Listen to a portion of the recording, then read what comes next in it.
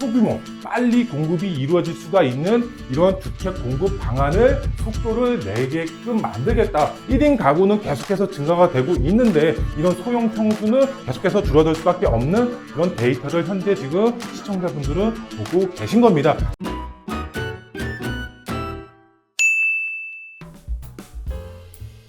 안녕하십니까 애청자 여러분, 돈되는 부동산 함주원입니다. 소형 주택이죠. 오피스텔이라든가 아니면 다세대 재개발 예정지 쪽에 투자를 계획하시는 분들의 경우 오늘 내용 정말 중요하기 때문에 꼭 끝까지 시청하신 후에 투자 계획 세우시면 되겠습니다. 네, 먼저 기사 내용을 한번 보도록 하겠습니다. 박상우 국토부 장관이 인터뷰한 내용이 기사 내용으로 나왔는데, 내용을 보시면은 부동산 완화 기조를 유지를 하겠다 이렇게 나와 있습니다. 그 다음에 정말 중요한 내용이죠. 오늘 내용의 가장 중요한 내용이라고 보시면 될 것 같은데, 이 소규모 주택 공급 속도 낼 것 이렇게 나와 있는데요.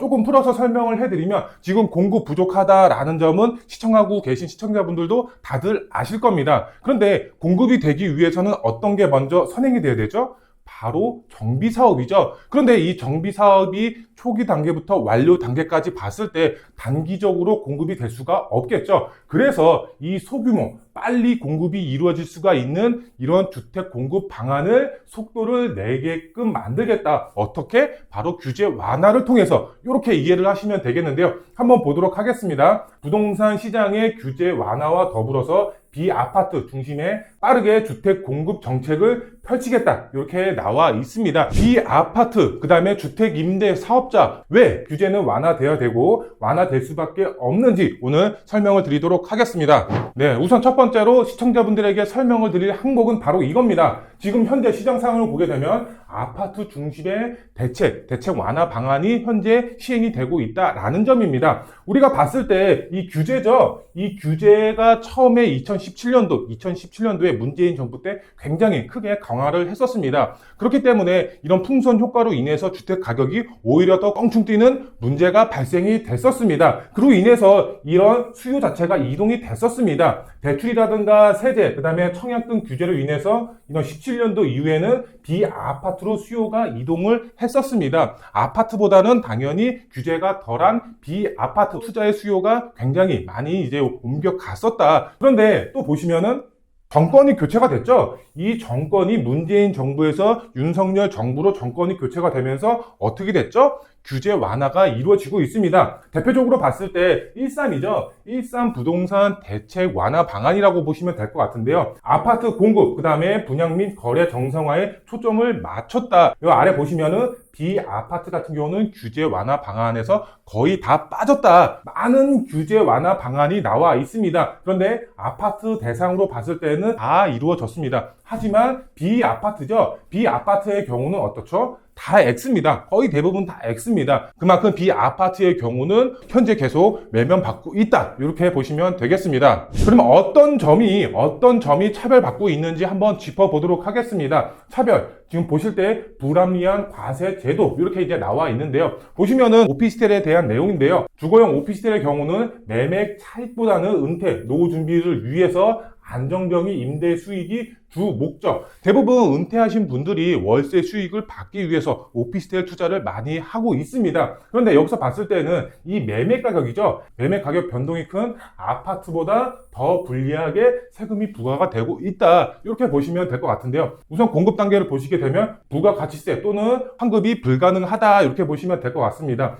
오피스텔 같은 경우도 주거용이 있고 업무용이 있습니다. 근데 업무용 같은 경우는 부가가치세를 환급을 받고 일반 주택의 경우는 부가가치세가 면제가 됩니다. 하지만 주거용 오피스텔의 경우는 아예 대상에서 제외가 됐다. 이렇게 보시면 될 것 같고요. 그 다음에 취득 단계를 한번 보도록 하겠습니다. 취득 단계, 말 그대로 취득세가 과다 부과가 되고 있습니다. 대부분 다 아실 겁니다. 오피스텔의 경우는 4.6% 고정으로 일반 주택을 취득하는 취득세보다 더 높다. 이렇게 보시면 될 것 같고요. 그 다음에 생애 최초라든가 취득세 감면 대상에서 현재 배제가 되고 있고요. 그 다음에 보유 단계를 한번 보시게 되면 주택수 합산으로 인해서 종합부동산세죠. 종부세 부담이 계속해서 커질 수밖에 없다. 이렇게 보시면 될 것 같고요. 그 다음에 양도 단계, 주택수 합산으로 인해서 양도소득세 부담 증가가 될 수밖에 없는 그런 현실이다. 이만큼 규제의 영향을 상당히 많이 받고 있다. 이렇게 보시면 될 것 같고요. 그 다음 한번 보시게 되면 두 번째로 불합리한 건축 규제다. 아파트에 비해서 불합리한 건축 규제가 적용이 되고 있고요. 수요자 소유자가 체감하는 실사용 면적이 더 오피스텔의 경우는 더 좁다. 이렇게 이제 보시면 될 것 같고요. 그 다음에 봤을 때 건설 원자재 가격이죠. 급상승을 했습니다. 철근이라든가 콘크리트 가격이 급등을 했고요. 그 다음에 자금 조달이죠. 자금 조달 여건이 아파트에 비해서는 상당히 불리하게 적용을 받고 있다. 이렇게 보시면 될 것 같은데요.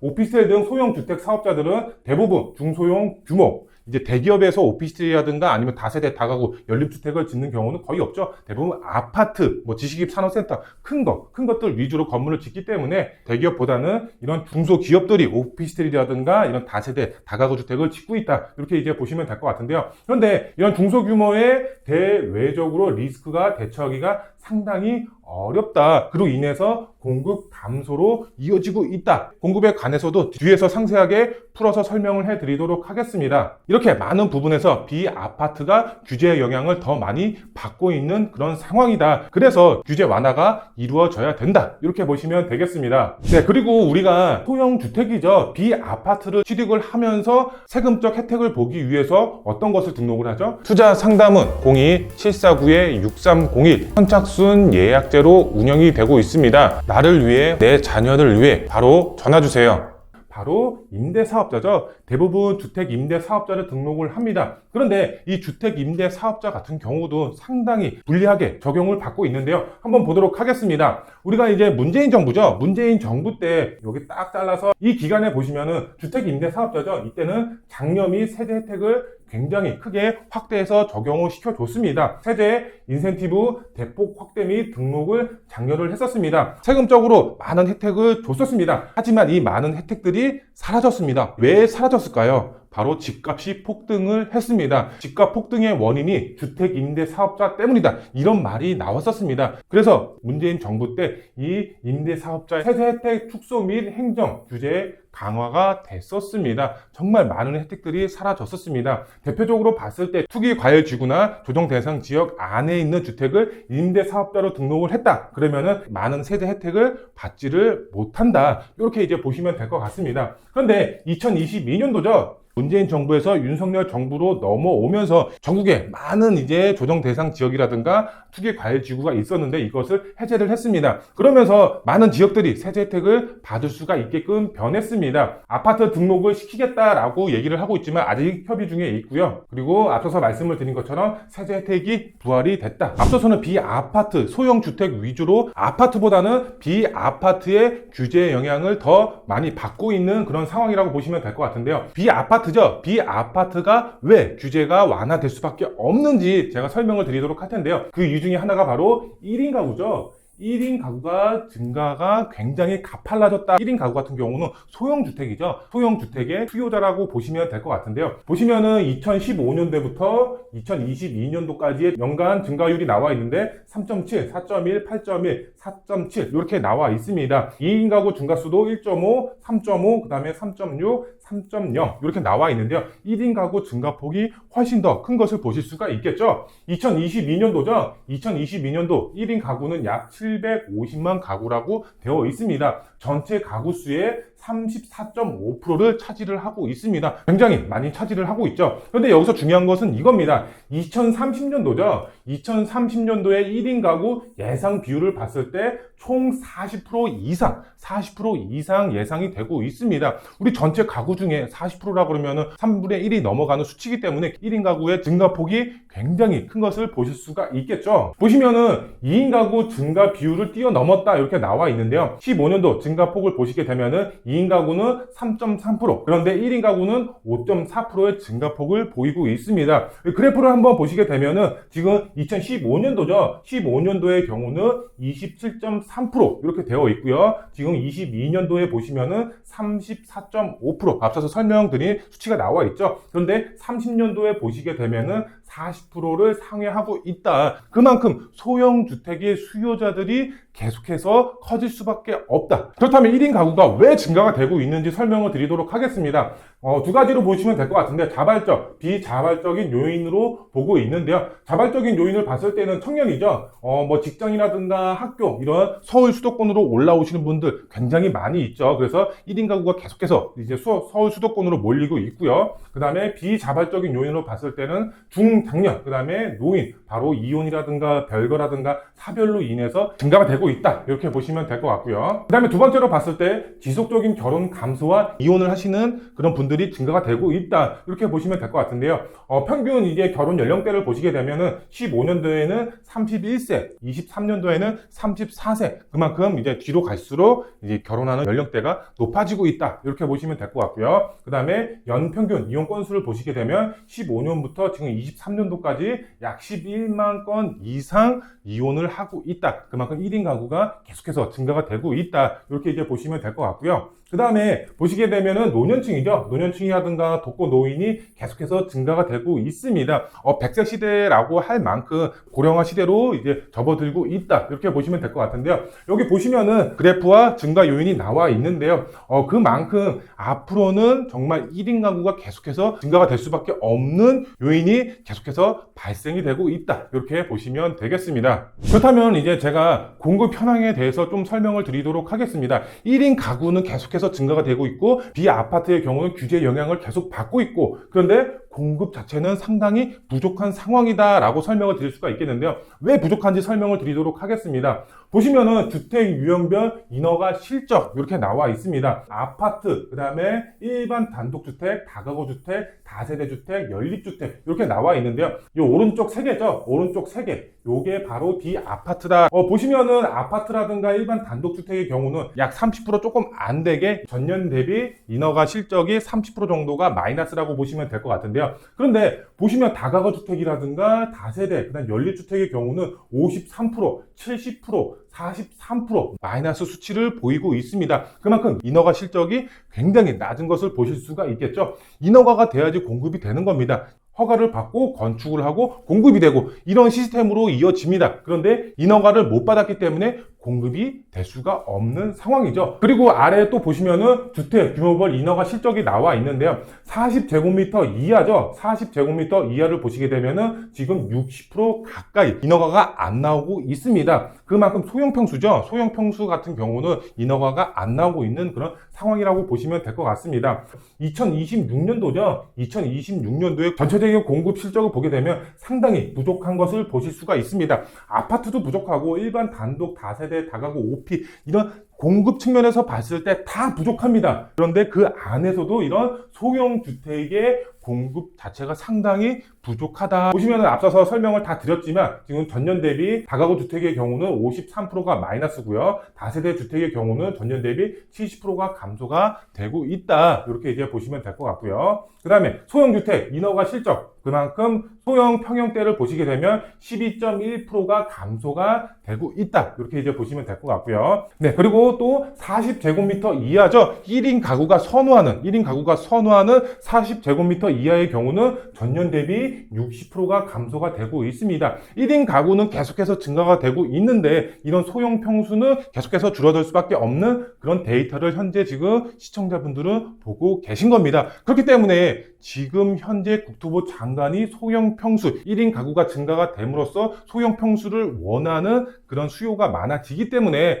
이런 소형주택의 비아파트 규제를 완화를 하려고 하고 있다. 이렇게 이제 보시면 될 것 같습니다. 네, 그러면은 어떤 점이 규제 완화가 이루어질지 이게 상당히 중요하겠죠. 공급 단계를 한번 보시게 되면 부가가치세 감면이 될 것으로 보여지고 있습니다. 앞서서 설명을 드렸지만 이제 업무용 오피스텔의 경우는 부가가치세가 환급이 되고 주택의 경우는 면제가 되고 있습니다. 하지만 주거용 오피스텔이죠. 주거용 오피스텔의 경우는 환급이나 면제 대상에서 모두 제외가 되고 있습니다.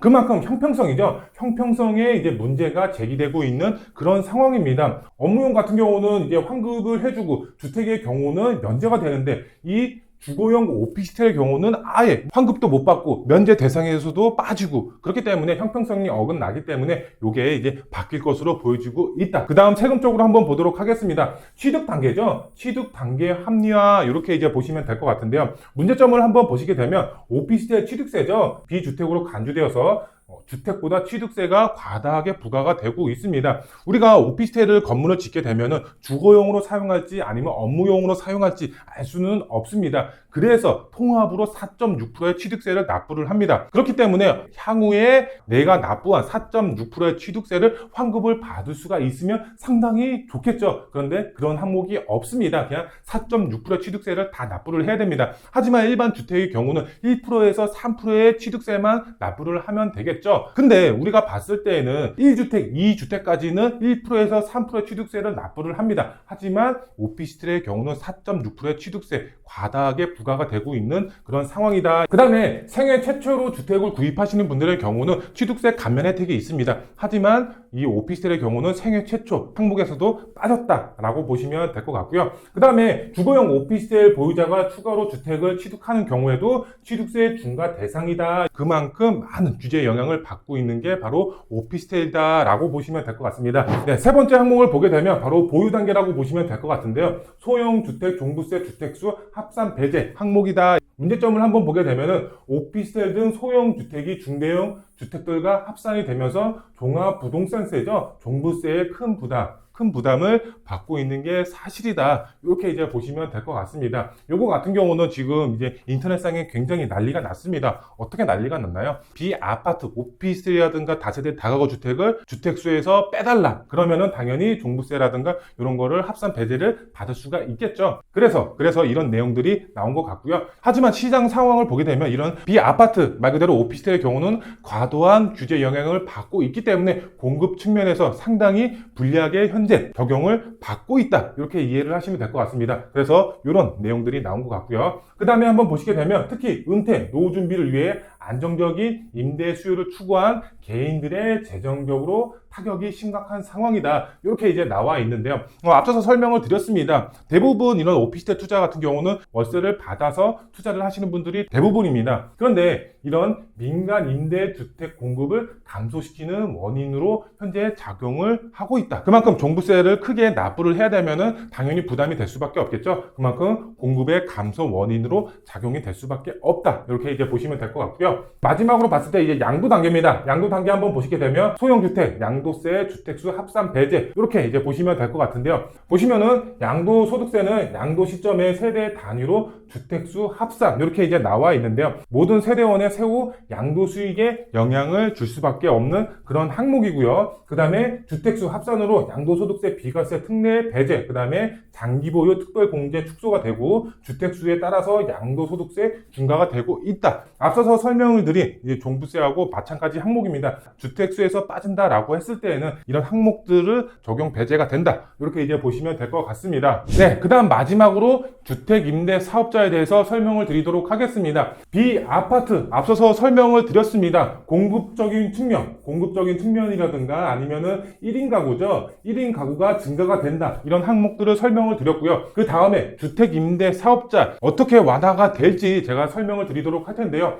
소형주택 공급 확대를 위해서는 비아파트 규제도 완화가 돼야 되지만 바로 주택임대 사업자죠. 주택임대 사업자까지 동시에 규제 완화가 이루어져야지 이런 소형주택 공급이 확대가 될 수가 있다. 이렇게 설명을 드릴 수가 있겠는데요. 네, 문제점을 한번 보게 되면은 바로 비아파트죠. 비아파트 시장 침체기 현재 시장 상황을 보게 되면은 이 비아파트 말 그대로 오피스텔 같은 경우는 규제 영향을 계속해서 받고 있고 그로 인해서 공급 감소의 원인으로 작용을 하고 있다. 이렇게 이제 보시면 될 것 같습니다. 우리가 봤을 때 1인 가구나 2인 가구 이런 수요자들을 위해서 정부가 지금 하고 있는 정책이 뭔가요? 뭐 청년주택이죠. 청년주택이라든가 아니면 플러스에서 행복주택이죠.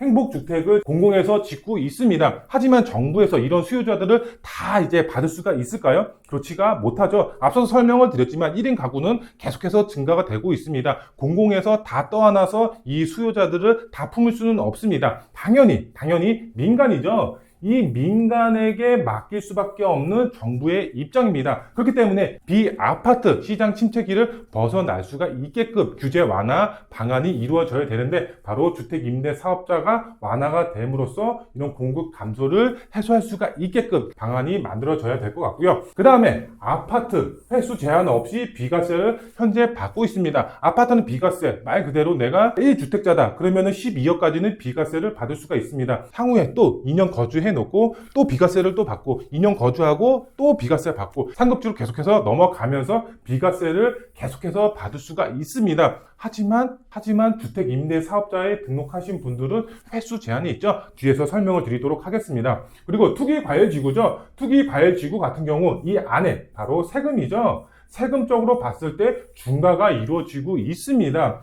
임차 수요는 투기과열지구 안에 임차 수요는 굉장히 많습니다. 투기과열지구로 봤을 때는 우리가 이제 용산이죠.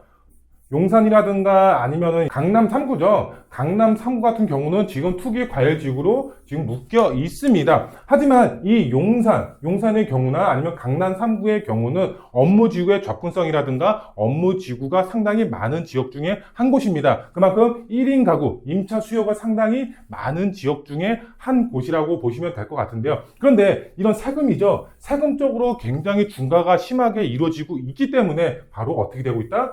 지역적으로 봤을 때 공급 측면으로 봤을 때 굉장히 억제가 되고 있는 그런 상황이다. 말 그대로 공급을 하기 위해서는 세금적으로 어느 정도 혜택이 부여가 돼야 되는데 중과가 되고 있기 때문에 어쩔 수 없이 공급 측면에서 상당히 불리하게 적용을 받는 지역이 투기과열지구고 투기과열지구는 용산이라든가 강남 3구가 포함이 되어 있습니다. 이런 사항들 3개의 사항들 주택 임대 사업자로서 혜택을 조금 어느 정도 개선이 된다라고 했을 때에는 많은 분들이 주택 임대 사업자로 다시 등록을 하면서 공급 측면으로 봤을 때 개선이 되지 않을까 이렇게 생각이 되고 있는데요. 제가 설명을 다시 드리도록 하겠습니다.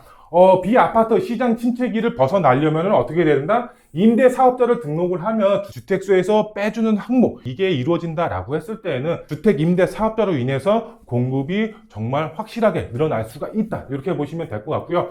제가 앞서서 설명을 드렸지만 아파트의 경우는 비과세가 제한 없이 횟수 제한 없이 계속해서 받을 수가 있지만 주택 임대 사업자의 경우는 평생에 한 번 비과세를 받을 수가 있습니다. 내가 100채가 있든 아니면 200채가 있든 상관이 없이 평생에 한 번 이 주택수를 빼줍니다. 그런데 그것이 아니라 평생에 한 번이 아니라 아파트처럼 횟수 제한 없이 비과세를 받을 수가 있게끔 이렇게 변한다라고 했을 때는 역시 동일하게 공급 자체가 원활하게 이루어질 수가 있겠죠. 그 다음에 종부세, 그 다음에 양도세 이런 중과 배제가 개선이 돼야 된다. 앞서서 말씀을 드렸지만 투기과열지구 안에서는 이런 종부세라든가 양도세 같은 경우가 중과가 되고 있습니다. 하지만 그것이 아니라 임대사업자를 등록한 사람에 한해서는 종부세라든가 양도세 중과 배제가 이루어질 수가 있게끔 변화를 하는 것이 공급 측면에서 상당히 유리하게 적용이 되지 않을까 이렇게 생각이 되고 있고요. 이런 항목들은 주택수 산정 배제 같은 경우는 조금 힘들지 않을까 이런 생각이 들고 있지만 이 두 가지 항목이죠. 두 가지 항목의 경우는 될 가능성이 상당히 높다 이렇게 이제 생각이 되고 있습니다. 그리고 아래 내용을 보시면 이제 국민청원 이렇게 이제 나와 있는데요. 서민의 주거 생활 안정을 도모하기 위해서 비아파트 주거시설 다세대 도시형 생활주택 그 다음에 다가구 등의 공동주택 오피스텔 숙박시설 등 준주택의 규제 완화를 요구하는 이제 청원이 지금 나왔다 이렇게 보시면 될 것 같은데요. 지금 11월 달 기준으로 봤을 때 지금 5만 건이죠. 5만 건이 조금 넘어가고 있는 상황인데 지금 12월 달 기준으로 봤을 때 지금 현재 8만 건이 넘어가고 있는 그런 상황입니다. 많은 분들이 이런 비아파트 주택 임대 사업자의 규제 완화 방안을 지금 희망을 하고 있다 이렇게 보시면 될 것 같고요. 이제 신임 이제 국토부 장관 후보자죠. 박상호 국토부 장관 후보자도 이런 비아파트라든가 주택 임대 사업자 규제 완화 방안에 대해서 굉장히 긍정적으로 검토를 하고 있기 때문에 많은 투자자분들 지금이 오히려 더 기회로 보시고 투자의 계획을 세우시는 게 좀 더 현명한 판단이지 않을까 이렇게 생각이 되고 있습니다. 네, 오늘은 시청자분들에게 비아파트 그 다음에 임대 사업자죠. 주임사 규제 완화 어떻게 이루어질지 설명을 해드리는 시간 가졌습니다. 오피스텔이라든가 아니면 재개발 예정지에 있는 다세대 주택, 다가구 주택의 투자 계획을 세우시는 분들의 경우 오늘 영상이 정말 도움이 되셨으면 좋겠고요. 앞으로 투자 계획 세우시는 분들의 경우도 저희 사무실 언제든지 열려 있기 때문에 편하게 전화 주셔서 상담 받으시면 되겠습니다. 오늘 영상 도움이 되셨으면 구독 버튼, 좋아요 버튼, 알림 설정 버튼 꼭 부탁드리고요. 다음 영상에 더 알찬 정보로 찾아뵙도록 하겠습니다. 감사합니다.